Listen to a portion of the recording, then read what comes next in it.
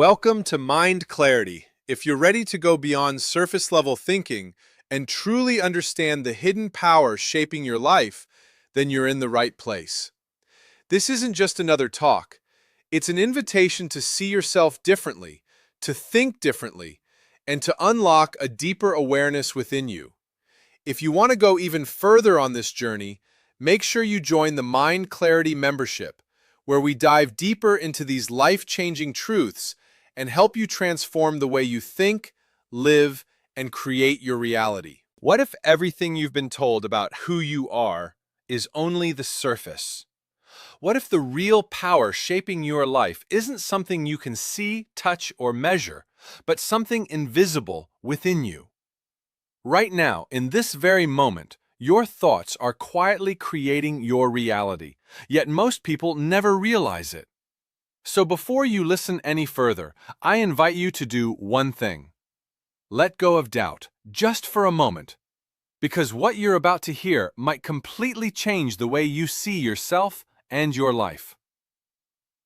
I've never really seen myself as a highly organized person. To me, truth is often simple and raw. But the moment we start arranging it too neatly, sometimes it loses something real. It can even start to feel distorted because the structure becomes more important than the truth itself. And that's not what this is about. What I'm sharing with you isn't about packaging ideas perfectly. It's about something deeper, something honest. I'm not here to convince you to agree with me. That's not the purpose. I remember when I was in school, I had professors who would say that if you truly want to understand poetry, a great novel, or even a powerful film, you have to do one thing first. You have to be willing to temporarily let go of your doubts. They called it willing suspension of disbelief. Think about when you walk into a movie theater. You're looking at a flat screen, just light and images being projected from behind you. If you sat there the whole time, reminding yourself that it's fake, just a screen, just a projector, you wouldn't feel anything.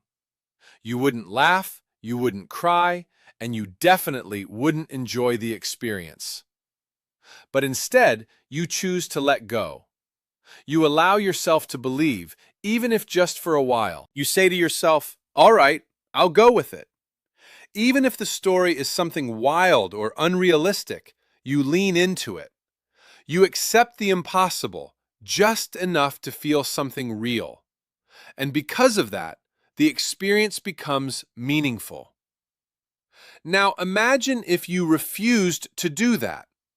If you sat there arguing with every scene saying, "That's not possible, that doesn't make sense," you'd completely miss the point. The magic would be gone. What I'm suggesting to you is to approach what I'm sharing in the same way.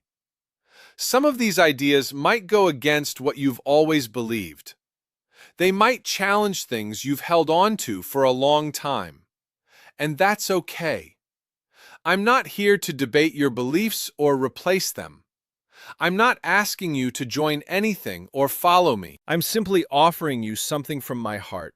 Ideas that can help you expand your awareness step by step. Because as your awareness grows, your experience of life begins to change. Things that once felt impossible can start to feel within reach. What people often call miracles can begin to make sense in a new way. You may find yourself able to attract things into your life that always seemed out of reach. You might discover a deeper ability to heal, not just physically, but emotionally and mentally as well. Challenges that once felt overwhelming can become manageable.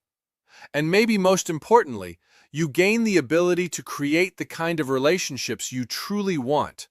Not by force, not by struggle, but by understanding something deeper about yourself and how you connect with the world around you. So for now, just be open.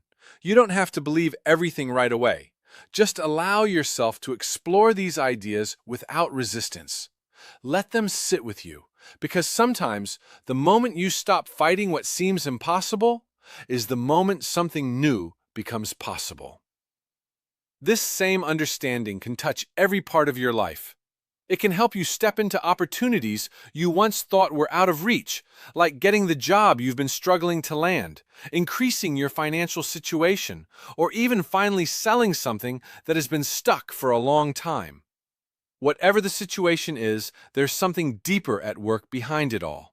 There is a kind of energy that exists throughout the universe, and it also exists within you.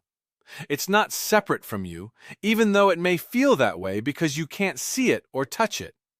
It belongs to what we often call the spiritual realm, the unseen side of life.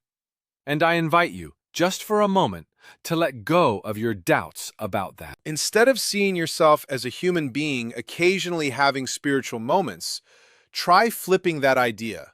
What if you are, at your core, a spiritual being, and this life you're living is simply a human experience you're passing through? When you start to see it this way, something shifts. The quality of your life begins to depend less on external conditions and more on how you connect with this invisible force within you.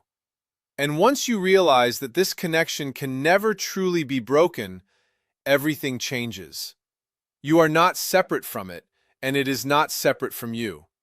You can call it anything you want: God, source, soul, spirit, consciousness. It doesn't matter. The name isn't the experience. Just like saying the word water doesn't make you wet, labeling something doesn't allow you to feel it. I remember walking through a garden once and noticing people admiring the flowers. One person was explaining all the scientific names, going into detail about each plant. And while that knowledge has its place, I couldn't help but think, why not just enjoy it? Look at the color, the beauty, the way it exists without effort. There's something powerful about experiencing life directly instead of trying to define it all the time. Because the moment we put labels on everything, we limit it. When you label something or someone, you put it into a box. And once it's in that box, it starts to behave according to the definition you gave it. That's why it's important to live with a sense of openness, without constantly reducing everything to categories. Most people operate from what we could call ordinary awareness. That's the belief that I am just this body, this personality, this identity. Maybe there's something more, maybe not. It's uncertain. But there's another level of awareness available, something higher. Different traditions have given it different names: higher consciousness, expanded awareness, even divine awareness. When you move into that higher understanding, you begin to realize that who you truly are is not limited to your physical form. You are something that was never born and will never die. There is an eternal part of you that exists beyond time and form. And recognizing that changes everything. That's what this journey is really about. It's about becoming aware of the power within you, the ability to create, to transform, and to live beyond limitations.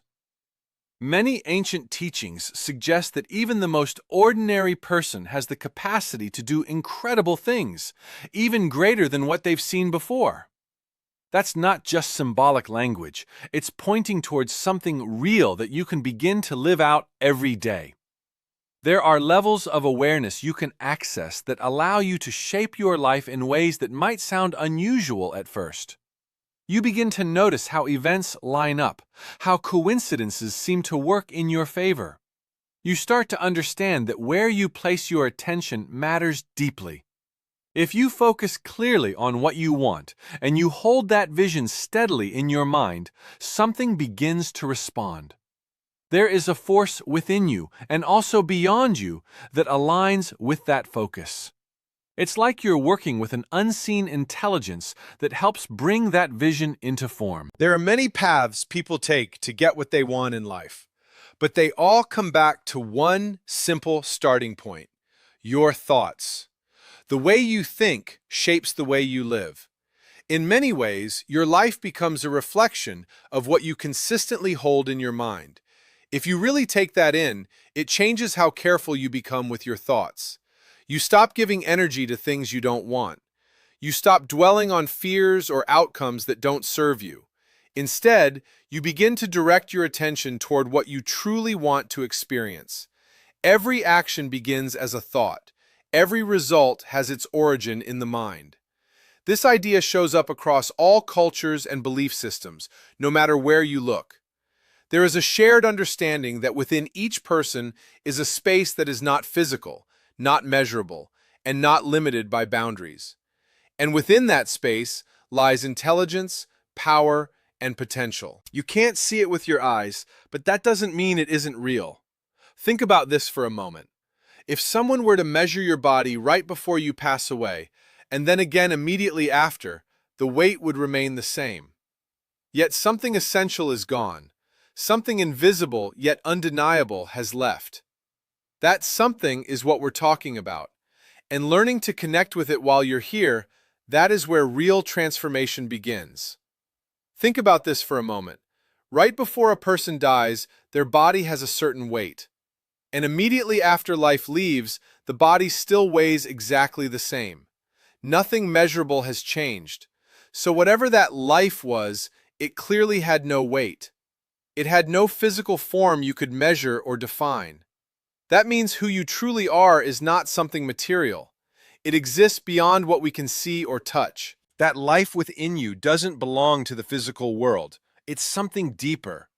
For example, if you decide to move your finger, it happens instantly. You have a thought, I'm going to move my finger, and then it moves. It seems simple, almost insignificant. But if you really think about it, it's extraordinary. There is something invisible within you that gives that command. You can't see it, you can't scan it, and no machine can point to it and say, there it is. Science can study the brain and identify areas connected to movement or decision-making. It can locate what looks like a control center. But even with all the technology in the world, no one can find the actual commander behind the command. That source, that awareness, that intelligence, it cannot be located in the physical sense. And yet, that unseen part of you is the most powerful aspect of who you are. It's just that we don't give it enough attention. We get so caught up in the visible world that we forget the invisible force that's actually directing everything. Once you begin to understand the power of thought, you start to see life differently. Look around you. Everything you see started as a thought. Every building, every invention, every action first existed in someone's mind. This is why the idea that we become what we think about is so important. It's not just a motivational phrase. It's a principle that shapes reality. If you want to attract what you truly desire into your life, you have to look honestly at what might be blocking it. And most of the time, those obstacles are not external. They are patterns we have accepted and repeated within ourselves. It's important to take responsibility here. It's easy to point outward and blame circumstances, people, or the past. But the truth is, much of what limits us comes from beliefs we have accepted over time. We've allowed certain ideas to define us. One of the biggest patterns we hold on to is the belief that our past is controlling our present. We tell ourselves that what happened before is the reason we can't move forward now. So we carry these stories with us, and we use them as explanations for why things aren't working. People will say, I'm the youngest child, so I was always told what to do. How could I be independent now? Or someone might say, I'm the oldest. I had too much responsibility. I never got to think for myself. Then there's the middle child who feels overlooked, unsure of where they belong. And even the only child finds a reason, feeling isolated or overly pressured. No matter the situation, we all find something to point to. It could be family, environment, money, appearance, or past experiences. Too much of something, not enough of something, it doesn't matter. We all collect reasons. All of these reasons, all of these past experiences, I like to think of them as something called the wake. Imagine your life as a boat moving forward through water. As it moves, it leaves a trail behind it. That's the wake. Now picture yourself standing at the back of that boat, looking at the water behind you. You see the waves, the movement, the trail that has already been created. That's your past. That's everything that has already happened. So ask yourself a few simple questions. First, what is the wake? It's nothing more than the trail left behind. That's all it is. Second, what is actually moving the boat forward? What is creating the direction of your life right now? The answer is the energy being generated in the present moment. It's what's happening right now that drives everything forward. And in your life, that means your current thoughts. The way you think right now is what is shaping where you are going. Then comes the most important question. Can the wake drive the boat? Can something that is already behind you control where you are going now? The answer is no, it can't. The wake is just a record of where you've been. It has no power to direct your future. And yet, so many of us keep looking back at it, trying to explain why things aren't working today. We look at our past and say, "This is why my life is like this." We give power to something that is already gone. But the truth is, your life is not being shaped by what's behind you.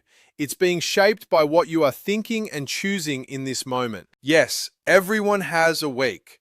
Everyone has a past filled with experiences, mistakes, and memories. But none of that has the power to move your life forward unless you allow it to. So instead of focusing on what's already happened, bring your attention back to now. Because this moment, your present thinking, your present awareness, is the only place where change actually begins. What this idea is really pointing to goes much deeper than just positive thinking or motivation. It's about understanding what actually drives your life versus what you think is driving it. Start with that simple observation. When life leaves the body, the weight doesn't change. That suggests something important. Whatever you truly are at your core isn't physical. It doesn't have mass, shape, or measurement. It's not something you can hold, scan, or point to. And yet, it's the very thing that makes everything else possible. Think about something as small as moving your finger. Before the movement happens, there's a thought. That thought is invisible. You can't locate it under a microscope or isolate it in a lab in any meaningful way. Scientists can map brain activity, sure. They can say, this area lights up when you decide to move. But they still can't show you the origin of the decision itself. The awareness behind it, the chooser, remains unmeasurable. And that's the key idea. There's a part of you that exists beyond the physical systems you can observe. Call it awareness, consciousness, or simply you. It's subtle, but it's powerful. It's the source of every action, every creation, every change. If you look around your environment, everything from buildings to technology to art, it all began as a thought in someone's mind. Nothing appears in the physical world without first existing in that invisible space. That's why the idea, we become what we think about, keeps showing up in so many teachings. It's not just a catchy phrase, it's describing a process. But here's where most people get stuck. It's not that they don't have the ability to shape their lives through thought. It's that they're constantly looking backward, using their past as proof of what's possible. This is where the metaphor of the boat becomes really useful. Imagine your life as a boat moving forward through water. Behind it, there's a wake, the trail left in the water from where the boat has already been. That wake represents your past, your experiences, your upbringing, your mistakes, your labels, your stories. Now ask yourself 3 simple questions. First, what is the wake? It's just a trail, nothing more. It's what's already happened. Second, what's moving the boat? It's the engine, the energy being applied right now. In your life, that's your present thoughts, your current awareness, the choices you're making in this moment. Third, and this is the most important, can the wake drive the boat? Can what's already behind you control where you're going? The answer is no. It never has, and it never will. But psychologically, people live as if it does.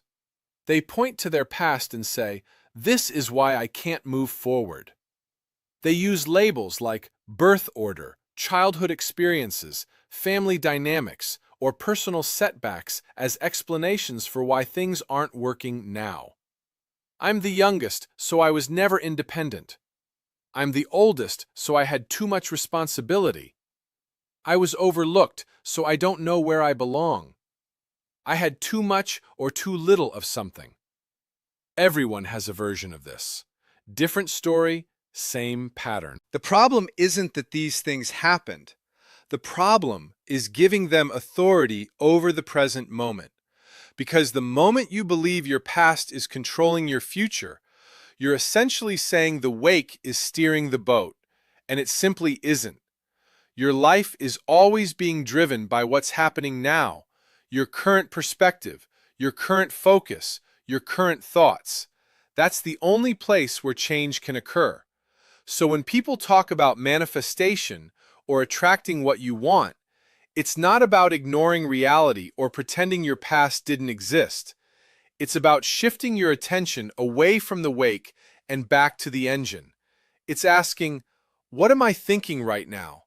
What direction am I giving my energy in this moment?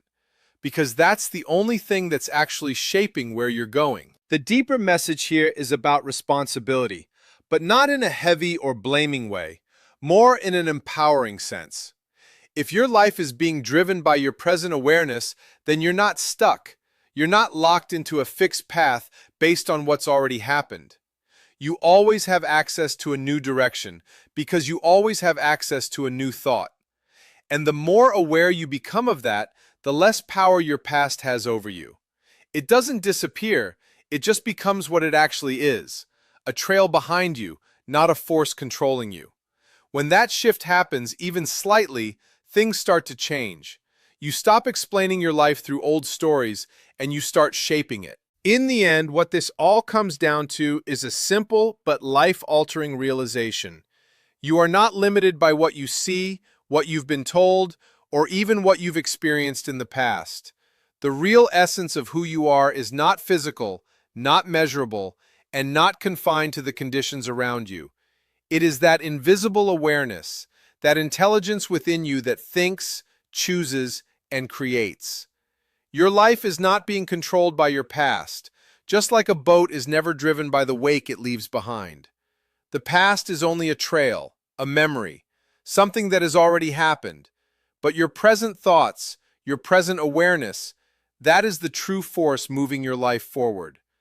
The moment you begin to understand that your thoughts are not random, but creative, that everything you see around you once existed as a thought, you start to reclaim your power.